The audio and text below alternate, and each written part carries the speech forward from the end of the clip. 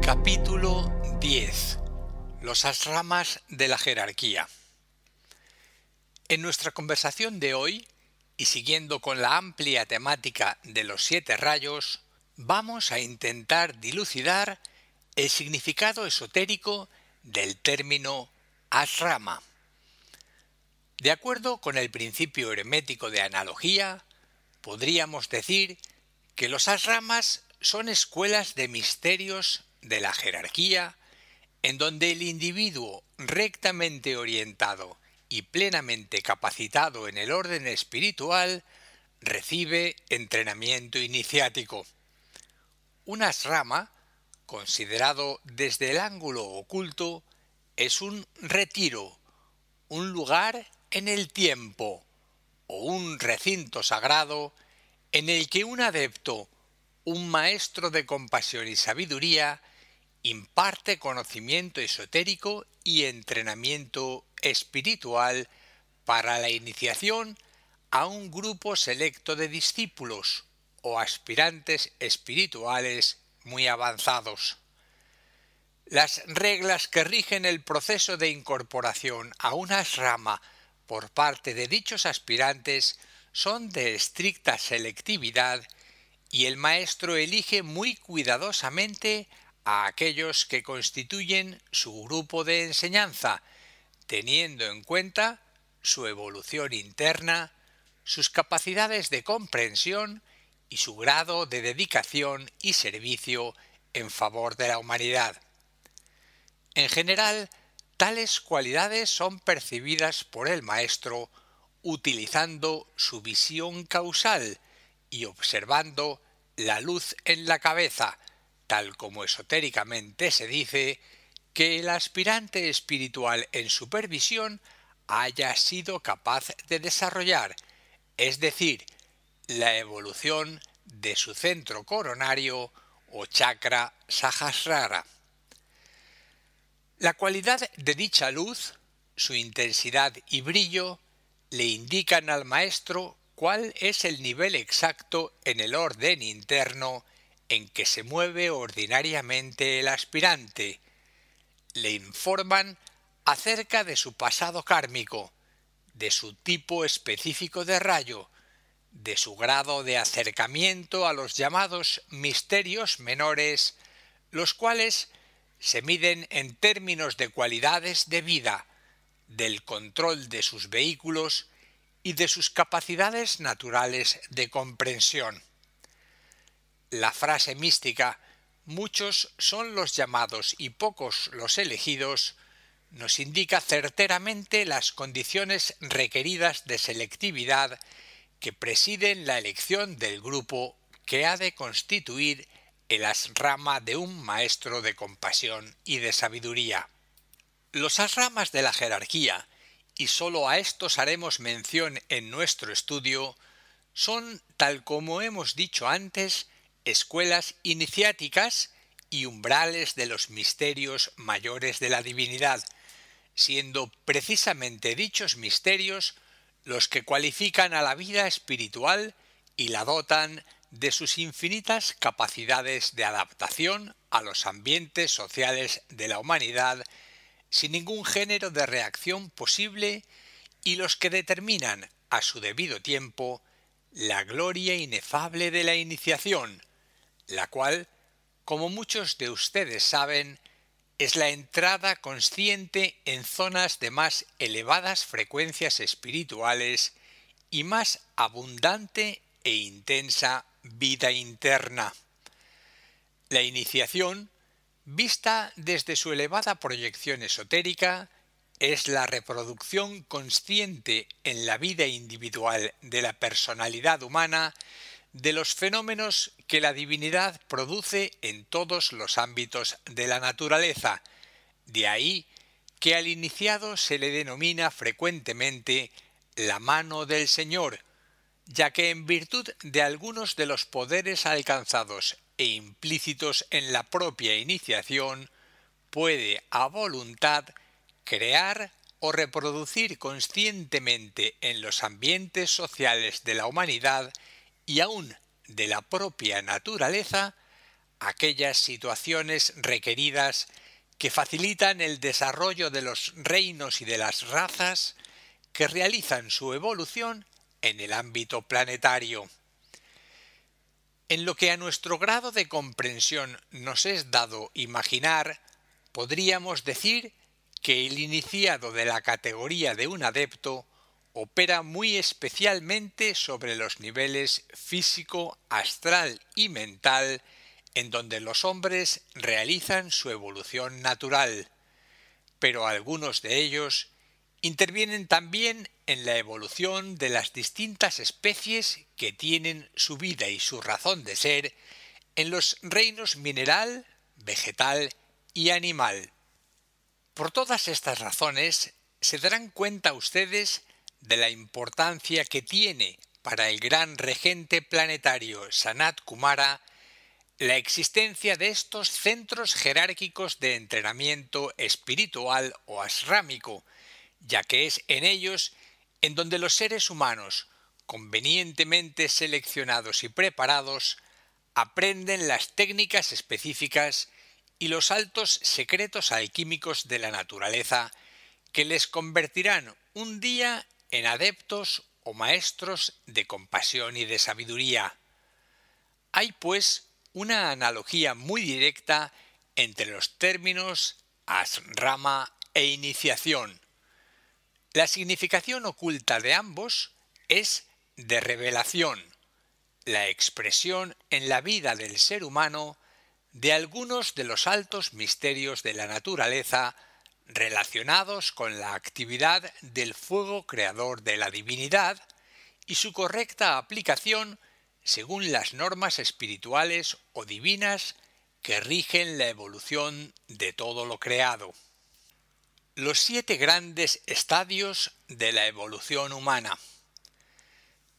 De acuerdo con el principio de selectividad natural que preside el ingreso de cualquier aspirante en una rama de la jerarquía, pueden ser precisados 7 grupos de seres humanos dentro del cuarto reino de la naturaleza, los cuales constituyen 7 definidos estadios dentro de la evolución de la humanidad en su conjunto. A continuación, Vicente Beltrán Anglada nos presenta un cuadro de correspondencias entre los 7 definidos estadios de la humanidad y los 3 tipos de fuegos, Kundalini, solar y de Foad. Veamos. A. Los seres humanos involucionados y B. Los seres humanos corrientes o del promedio se relacionan con el fuego de Kundalini. C. Aspirantes espirituales. D. Discípulos en probación y E. Discípulos aceptados, que se relacionan con el fuego de Kundalini más el fuego solar. Y por último, F. Discípulos en el corazón del maestro y G. Iniciados hasta la cuarta iniciación, en los que se halla presente el fuego de Kundalini, el fuego solar y el fuego de Foad. De estos 7 grupos, solamente los 4 últimos están sujetos a supervisión y a entrenamiento espiritual, por cuanto están desarrollando o han desarrollado, singularmente en lo que se refiere a los iniciados de la tercera y cuartas iniciaciones, ciertos pétalos específicos o cualidades distintivas dentro del chakra cardíaco y están actualizando a grados casi inconcebibles para nosotros el principio del discernimiento mental a fin de poder expresar adecuadamente el desarrollo de dichos pétalos en el devenir de sus vidas humanas y en sus particulares ambientes de relación social. La ley que mueve el impulso asrámico es de expresión cíclica y nadie podrá penetrar en alguno de los asramas de la jerarquía sin haber revelado previamente en su vida aquellas cualidades fundamentales que caracterizan a los verdaderos discípulos: la abnegación, el servicio y el sacrificio. De ahí que la buena voluntad y la correcta relación humana sean requisitos imprescindibles para poder ser admitido en una asrama. Ustedes se preguntarán quizás si tales cualidades aparentemente presentes en la mayoría de los seres humanos serán suficientes o si habrá necesidad de desarrollar otras cualidades psicológicas como requisitos esenciales para poder ingresar con pleno derecho en alguna asrama. Podríamos decir al respecto que las bases psicológicas de admisión o de incorporación al mismo son esencialmente la buena voluntad y la acción correcta, es decir, lo que podríamos significar como de correcta ciudadanía, pero se tiene en cuenta además ciertas líneas de desarrollo mental o capacidad de discernimiento que haya logrado educir cualquier candidato en un momento dado de su vida personal o kármica. Hay una sensibilidad natural en el alma del hombre que cuando está lo suficientemente desarrollada se demuestra como buena voluntad, pero al propio tiempo como capacidad de discernimiento. Es esta sensibilidad causal o del alma la que es tenida en cuenta por el maestro cuando elige a los miembros de su asrama. El candidato espiritual debe poseer en cantidades proporcionales las cualidades específicas que determinan la doctrina del ojo y la doctrina del corazón. Un mago negro tiene excesivamente desarrollada en su vida la doctrina del ojo, que es la de la visión de la mente, pero no ha desarrollado el chakra cardíaco, que es donde se gesta la doctrina del corazón. Nunca podrá ser admitido, por tanto, y por grandes que sean sus poderes psíquicos, en el aura espiritual de un maestro de la jerarquía. La constitución mística de una asrama. Una asrama de la jerarquía, especialmente si pertenece al segundo rayo, está constituido por un adepto y por 12 discípulos iniciados, los cuales constituyen en su conjunto una réplica del poder central del Sol y de las 12 constelaciones del zodíaco.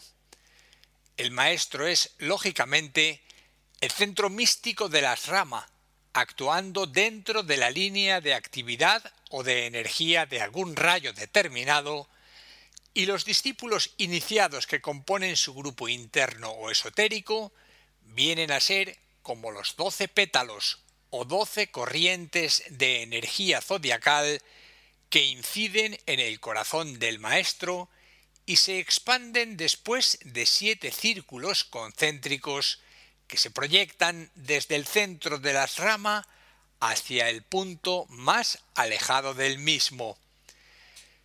Muchos investigadores esotéricos han considerado los asramas como centros cardíacos, funcionando sincrónicamente con los latidos del corazón del Sol, una frase esotérica que recoge por analogía la verdad de que todo corazón viviente es una expresión mística de la sensibilidad del Logo solar, Señor de nuestro universo, manifestando la esencia de amor y de sabiduría que son las características distintivas del segundo rayo. Aseguran también que contemplando una rama de la jerarquía desde las elevadas zonas de percepción causal, Aparece como una flor de loto de 12 pétalos con un punto central de fulgurante color del rayo al cual pertenece la mónada del maestro y matizado cada pétalo dentro de este centro de luz por el color característico de los rayos y de las cualidades zodiacales que representan los discípulos y que son representativas de sus respectivas iniciaciones. Hay una gran analogía, por tanto, entre una rama de la jerarquía y la congregación mística del Cristo y de sus 12 apóstoles, la misma que existe seguramente entre el Sol, nuestro astro central, y las 12 constelaciones zodiacales. La ley universal se corresponde en todos sus detalles, aun los más insignificantes, y la ley de analogía que constantemente vamos aplicando invita a adueñarnos del secreto místico de la historia planetaria, permitiéndonos penetrar en zonas de alta confluencia de energías en donde el entendimiento racional raras veces puede penetrar. Bien, creo que la idea de asrama como expresión del poder unificador e incluyente de la jerarquía ha sido correctamente comprendida.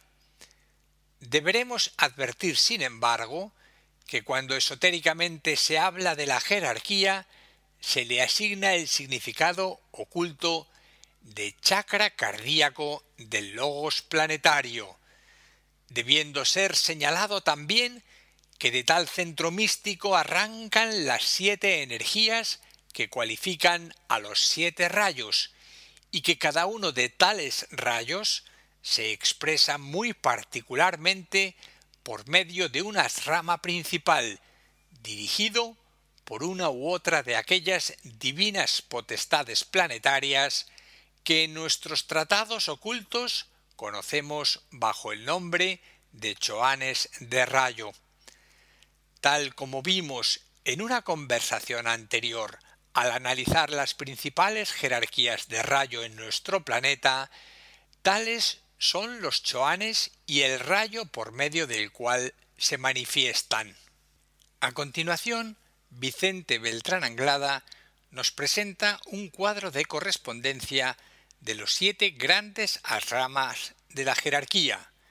Así nos relaciona el tipo de rayo, la expresión, el departamento y el nombre del choán. Veamos. Al primer rayo, cuya expresión es voluntad dinámica, se corresponde con el departamento de la política mundial, siendo su choán el maestro Moria. El segundo rayo, cuya expresión es el amor incluyente, se corresponde con el departamento de la religión, siendo su choán el maestro Kutumi. El tercer rayo, cuya expresión es actividad inteligente, se corresponde con el departamento de la civilización, siendo su choán el maestro veneciano. El cuarto rayo, cuya expresión es armonía, arte y belleza, se corresponde con el departamento del arte, siendo su choán el maestro Serapis.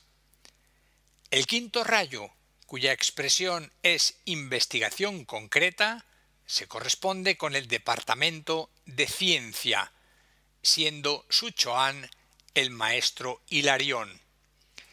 El sexto rayo, cuya expresión es de idealismo creador, se corresponde con el departamento de las iglesias mundiales, siendo su choán el maestro Jesús.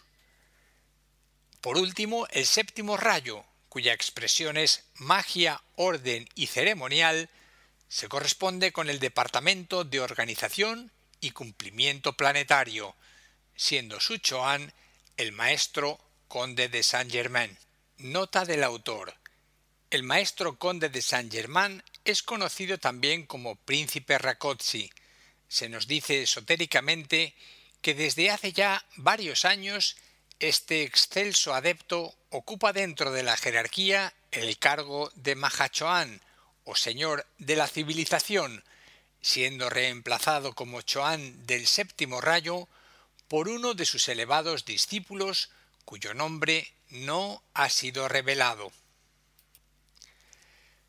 Hay que precisar también que del centro de cada uno de estos asramas principales surgen otros 7 asramas, de los cuales nos hemos ocupado anteriormente, que vienen a ser como subrayos del rayo principal que cualifica a aquellos grandes asramas. Tenemos así que la jerarquía tiene 49 asramas en actividad espiritual en nuestro planeta, vinculados con la obra que el Logos planetario realiza a través de su esquema de evolución, y por analogía 343 círculos de expansión vital de dichos asramas, 49 por 7, abarcando dentro de sus correspondientes órbitas expresivas al conjunto planetario con sus reinos, razas, especies y jerarquías angélicas en evolución. El examen cabalístico del número 343 nos da, sumando entre sí, el número 10 de la perfección humana, siendo 10, asimismo, el número que resulta de sumar entre sí los 7 rayos y las 12 constelaciones. 7 más 12 igual a 19, 1 más 9 igual a 10. No se trata, como es natural, de meras coincidencias hábilmente manipuladas por el intelecto, sino la expresión de un plan sabiamente organizado de acuerdo con la ciencia de los números, la cual, a su vez, es un resultado del movimiento cíclico de los astros. Ahora bien, de acuerdo con el principio de analogía que rige para nuestro universo de segundo rayo, cada uno de los asramas está debidamente organizado de acuerdo con su rayo promotor y se halla estrechamente vinculado con los demás asramas, siguiendo el impulso sagrado de la voluntad omnipotente del Logos planetario, el cual, por medio de Sanat Kumara, ocupa el centro místico de todos los asramas. De ahí la conocida frase esotérica: la jerarquía es el asrama de Sanat Kumara, lo cual equivale a decir que la totalidad de los asramas planetarios son la sede de su inviolable propósito de cumplimiento universal. Comprendamos, pues, la importancia de los asramas como puntos iluminados de la atención solar sobre nuestro planeta y consideremos la necesidad que tenemos, como seres humanos inteligentes y de buena voluntad, de prepararnos dignamente para poder ingresar en alguno de ellos, el que nos corresponda por propia línea de rayo y también quizás por nuestra vinculación kármica con algún miembro avanzado de la jerarquía espiritual planetaria. No nos sintamos alejados o desplazados de esta gran obra jerárquica que la ley infinita de la evolución sitúa ante nuestras inmediatas perspectivas. Visto el panorama mundial a la luz de los acontecimientos actuales, puede predecirse casi con absoluta certeza que por todo el ámbito mundial están creándose centros de iluminada tensión asrámica, creados por un gran número de discípulos aceptados y por todas aquellas personas de rectas intenciones y buena voluntad que han ido congregándose espontáneamente, constituyendo un círculo de luz alrededor de alguno de tales discípulos, el cual forma parte del gran experimento creador que un maestro realiza por medio de su asrama. Se trata de un experimento llevado a cabo por la jerarquía en pleno con objeto de instaurar el nuevo orden social que corresponde a esta nueva era de tan grandes y absolutas oportunidades de vinculación espiritual y dentro de la cual unos términos tan aparentemente utópicos y sin sentido como la paz, la fraternidad, la igualdad y la justicia tendrán validez objetiva y serán una experiencia cotidiana compartida por un número cada vez más elevado de seres humanos. De ahí que por los hechos que aunque aislados surgen fúlgidamente a nuestro alrededor, podemos determinar internamente que algo se está produciendo y que algo está cambiando en el orden social dentro del cual vivimos inmersos. Y el atento y profundo observador, que pasa muy por alto las aparentes contradicciones humanas y escudriña el sentido íntimo de los valores internos que se están desarrollando en amplias zonas de evolución social y psicológica, se siente justificadamente esperanzado por cuanto a través de los grandes conflictos y problemas de todas las clases que marcan nuestra época, avizora la luz de la jerarquía, introduciéndose lenta, aunque implacablemente, en el seno de la humanidad, y va constituyendo los vórtices de energía creadora que progresivamente irán convirtiéndose en los futuros ashramas de la jerarquía, en puntos de tensión iluminada que atraerán cada vez más seres humanos henchidos de buena voluntad y sinceros deseos de bien. Pregunta. He seguido atentamente su conversación con respecto a los ashramas y he creído interpretar que tales grupos han existido siempre en todas las eras de la humanidad y en todas las razas humanas. ¿Es correcta esta concepción? Respuesta. Su interpretación al respecto me parece correcta. El ashrama tiene un carácter universal y abarca la vastedad de la creación, y en todas las eras y en todas las razas, así como en todas las situaciones planetarias realmente importantes, se halla el centro inspirador y oculto de un ashrama como indicador del propósito espiritual que emana del corazón del logos planetario y converge en el centro espiritual de la jerarquía, la cual transforma tal propósito o voluntad en un plan sabiamente diseñado que los ashramas inculcan en las mentes y corazones de sus miembros y lo extienden de esta manera a todos los ambientes sociales de la humanidad y desde aquí, de manera misteriosa, se transmite también a los reinos inferiores de la naturaleza, creando en ellos ciertos vórtices de energía creadora que facilita su evolución. Pregunta. Aceptados los ashramas como un hecho en la naturaleza, ¿cuáles son las cualidades esotéricas exigidas para poder ingresar en los mismos? Respuesta. Tal como he dicho durante el curso de esta conversación, la buena voluntad y el establecimiento de correctas relaciones sociales son las principales cualidades exigidas al aspirante espiritual que aspira a ser admitido en alguna rama de la jerarquía, aunque la aceptación de los mismos tendrá que sujetarse también a ciertas capacidades de inteligencia o de discernimiento. De no ser así, las enseñanzas impartidas en el ashrama no serían comprendidas ni correctamente asimiladas.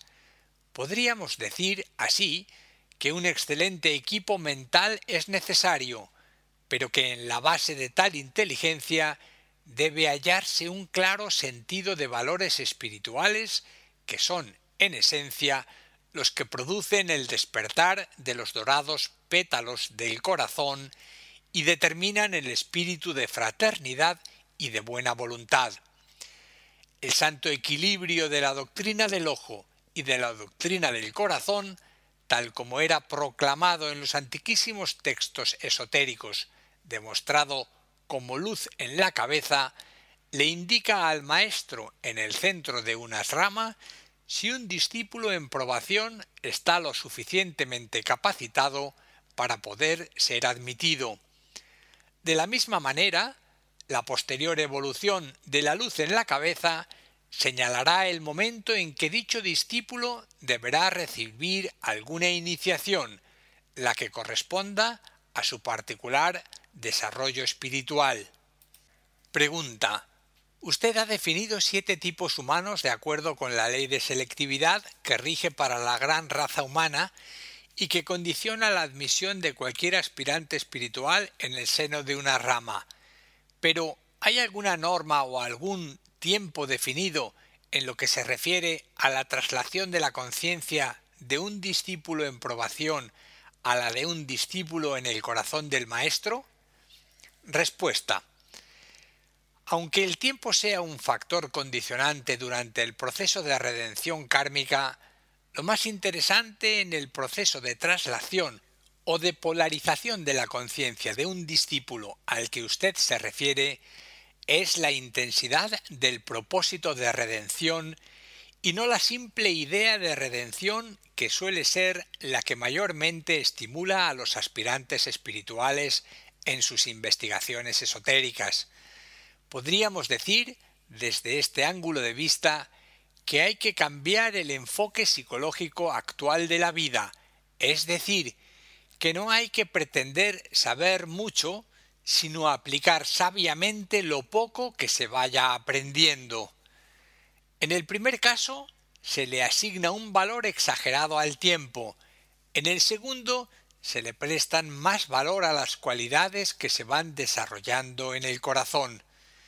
Desde el punto de vista del libre albedrío personal o capacidad de decidir, el tiempo adquiere una tremenda importancia debido a que el aspirante se cree con plena libertad de hacer o de deshacer dentro del círculo de las limitaciones kármicas en donde vive inmerso y que constituye su ambiente particular, familiar o social. Pero si se analiza desde un ángulo de visión netamente esotérico, se apreciará cuán claramente insuficiente es la voluntad individual o el libre albedrío para poder desarrollar ciertas capacidades internas que son las avenidas o los enlaces magnéticos con el ambiente cósmico. No sé si habré logrado expresar claramente mi idea.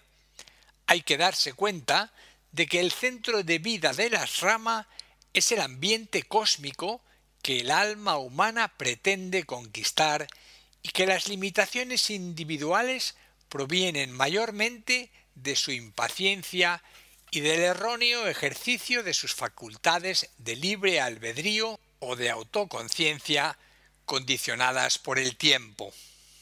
Pregunta: ¿hay en los libros sagrados de Oriente y de Occidente alguna alusión simbólica al gran proceso arrámico y a los 7 tipos psicológicos que usted ha definido? Respuesta: la simbología es una expresión del lenguaje secreto de los iniciados que cada vez hablan menos porque cada vez piensan con mayor profundidad, y debo decirles a ustedes que en los círculos más próximos al centro de la rama o al corazón del maestro, el lenguaje utilizado es absolutamente simbólico.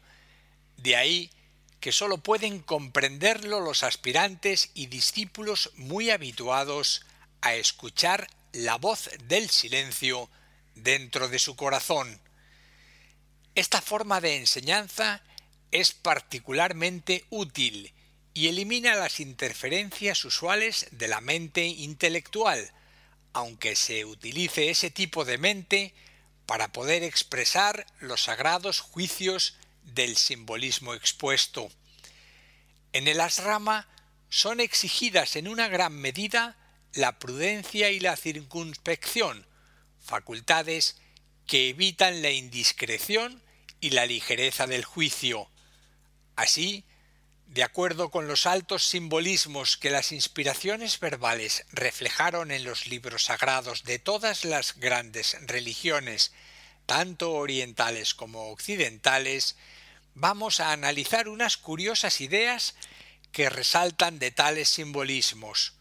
Por ejemplo, nuestros hermanos orientales, dotados de una mente profundamente analítica, han dado una forma simbólica a las cualidades exigidas para poder penetrar en el centro de luz de una asrama con la flor del loto, la cual emerge por encima de las aguas del estanque después de haber permanecido aprisionadas sus ocultas raíces en los fondos cenagosos del mismo. El lodo del fondo del estanque simboliza la existencia material o física.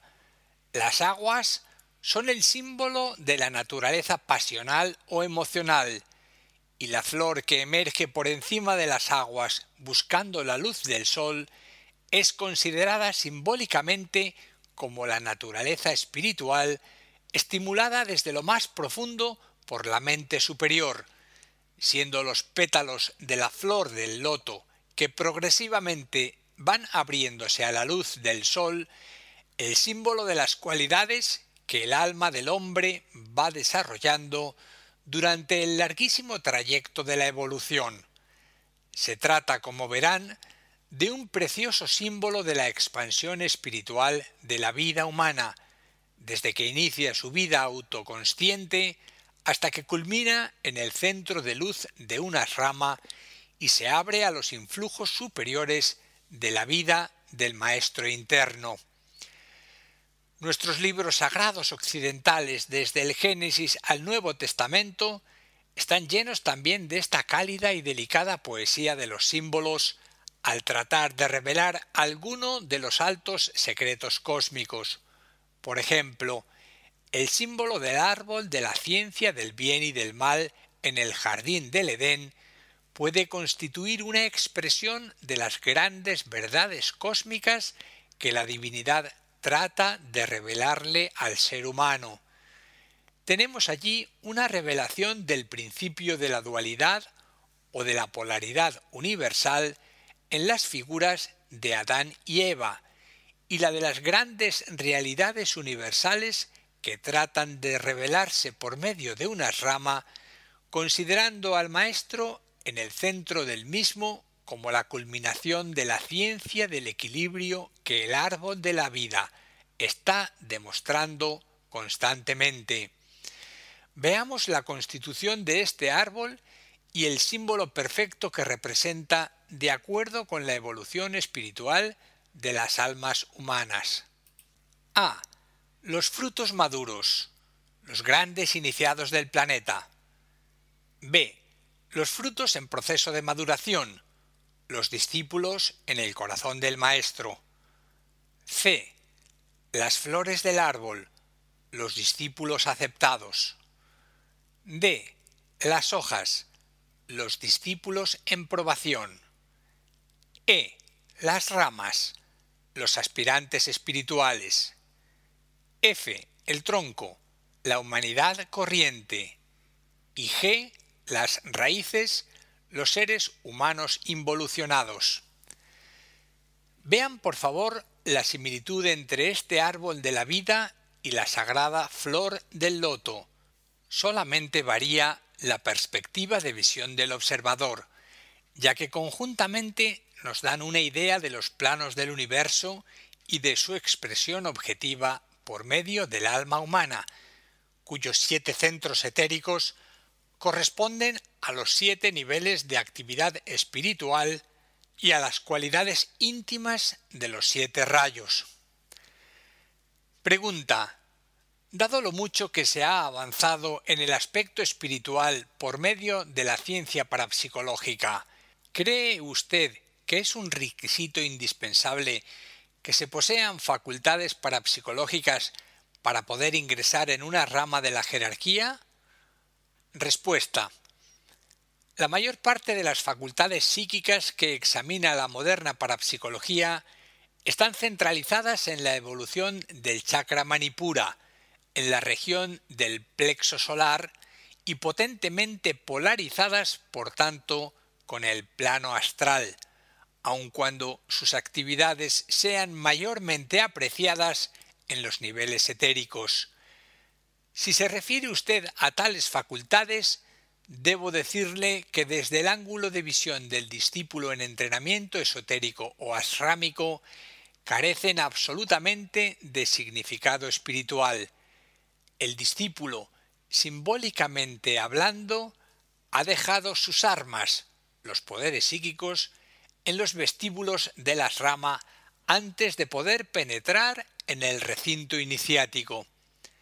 A las facultades psíquicas se les asigna tanta importancia porque no existe una visión realmente espiritual en la mayoría de los investigadores parapsicológicos, los cuales deberían partir de la base de que la mayoría de nuestros animales domésticos, el perro, el gato, el caballo, etc., poseen facultades parapsicológicas y ven y oyen en dimensiones más sutiles a las corrientes.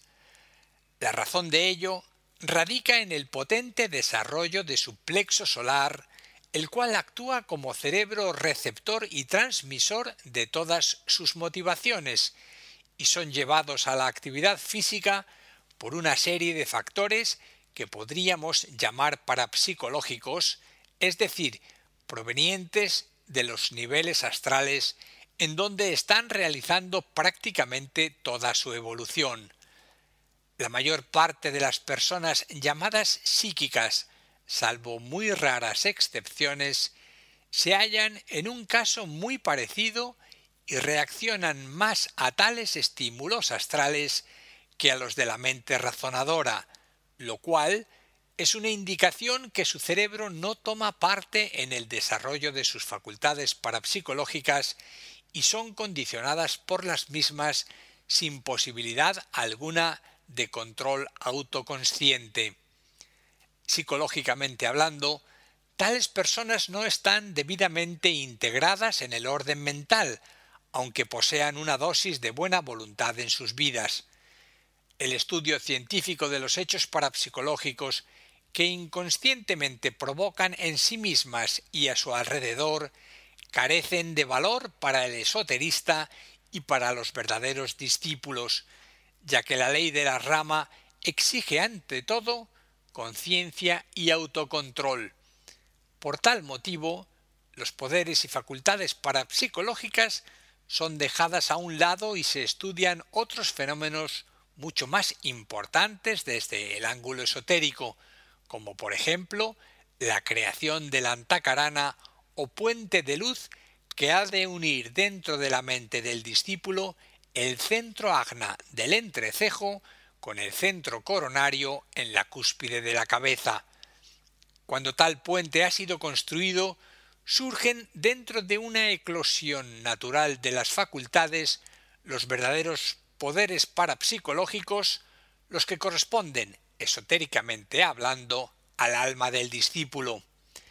Este recupera entonces, gracias al poder que posee sobre sí mismo, aquellas facultades psíquicas que transitoriamente había dejado en los umbrales de la rama, a fin de desarrollar sus capacidades mentales de discernimiento. Él ha cumplimentado el gran consejo dado por Cristo a los verdaderos discípulos y que puede ser aplicado a la utilización de los poderes parapsicológicos o capacidades psíquicas. Buscad primero el reino de Dios y lo demás os será dado por añadidura.